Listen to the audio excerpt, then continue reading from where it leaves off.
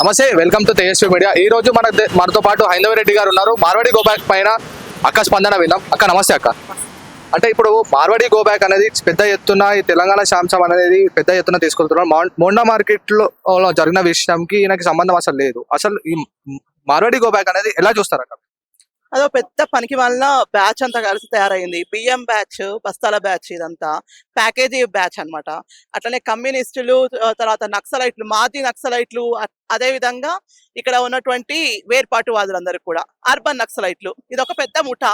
ఈ ముఠాకి ఏంటంటే ప్రతిసారి కూడా ఏదో ఒక విధంగా తెలంగాణలో లొల్లి పెట్టాలి, ప్యాకేజీలు దొబ్బేసేయాలి, పైసల కోసం అని చెప్పేసి చేస్తున్నటువంటి బ్యాచ్ తప్ప ఇక్కడ ఏం సీరియస్నెస్ లేదు ఎవరిది కూడా.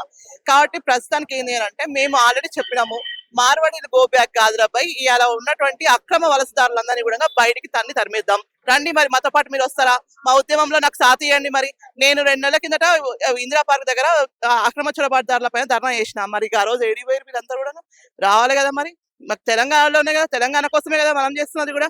ఈడెవడు అసలు ఆడు బియ్యం బ్యాచ్ గాడు ఎవడు మాకు తెలియదు. ఆడెవడో తమిళనాడు పార్టీ నుంచి ఏదో పోటీ చేసిండంట, పోటుగాడు. ఆయన తీసుకొచ్చి ఇక పెడదామని చెప్పేసి ట్రై చేస్తున్నారు, మంచిగా ఉన్నది. నేను ఇంత ముందుకు ఉమ్మడి వరంగల్ జిల్లానంటే ఇప్పుడు మహబూబాబాద్ జిల్లా. అరే కొడుక, మీకు ఆడ స్పాట్ రెడీగా ఉంది, నువ్వు నీ సొంత ఊరోనే స్పాట్ రెడీ చేసినాం ఇవ్వాలని చెప్తున్నా, బరాబర్ చెప్తున్నాము. ఏం తమాషా అవుతుందా వీళ్ళకి? మార్వాడి గోబ్యాక్ అని ఎందుకు అంటున్నారు? అసలు మీరు ఏం చేసినా చెప్పేసి మార్వాడి గోబ్యాక్ అంటారు. మీరు వాళ్ళు చేసిన సేవా కార్యక్రమాలు నువ్వు చేసినావా? అది తెలంగాణ తెలంగాణ తెలంగాణ నీ ఇంటి ముందర పెట్టుకుని నీ ఇంటి పేరా లేకుంటే నీ అయ్య పెట్టిన పేరా తెలంగాణ అన్నది? నీ అసలు పేరే నీకు లేదు. నువ్వు తెలంగాణ అని చెప్పేసి నీ ఇంటి ముందు నీ పేరు ముందర పెట్టుకొని నువ్వు కథలు పడుతున్నావా? కాబట్టి 100% చెప్తున్నాం, ఏడ కనిపించినా సరే ఇట్లాంటి బియ్యం బ్యాచ్లు, బియ్యం బస్తాల బ్యాచ్ అని ఖచ్చితంగా మేము ఎదుర్కొంటాము.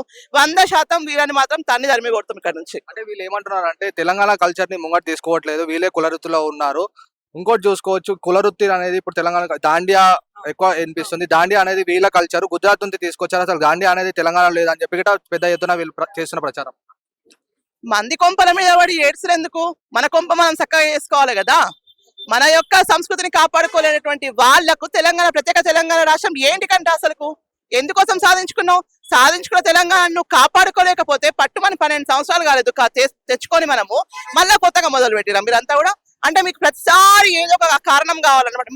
మిమ్మల్ని మీరు బతికించుకోవడానికి ఒక కారణం కావాలి కాబట్టి ఈ కారణం వెతుక్కున్నారు మీరు, అంతే. కానీ ఇక్కడ ఉన్నటువంటి సంస్కృతి ఏమైతుంది, ఏ దేశమైనా కూడా ఆ యొక్క సంస్కృతి సాంప్రదాయాలు కళల మీద ఆధారపడే ఆ సంస్కృతి అనేది కాపాడబడుతుంది. కాబట్టి మన భారతదేశంలో కూడా రామాయణ మహాభారతాల మీద ఆధారపడి ఈ యొక్క సంస్కృతి ఉంది. ఇంకా ఎన్నో వేల నుంచి మన మీద విదేశీయులు వచ్చి దండయాత్ర చేసినా కూడా మన సంస్కృతి ఎందుకు పోలే? ఎన్నో రకాలైనటువంటి నాగరికతలు వెళ్ళిపోయినాయి, మొత్తం కాలగర్భంలో కలిసిపోయినాయి.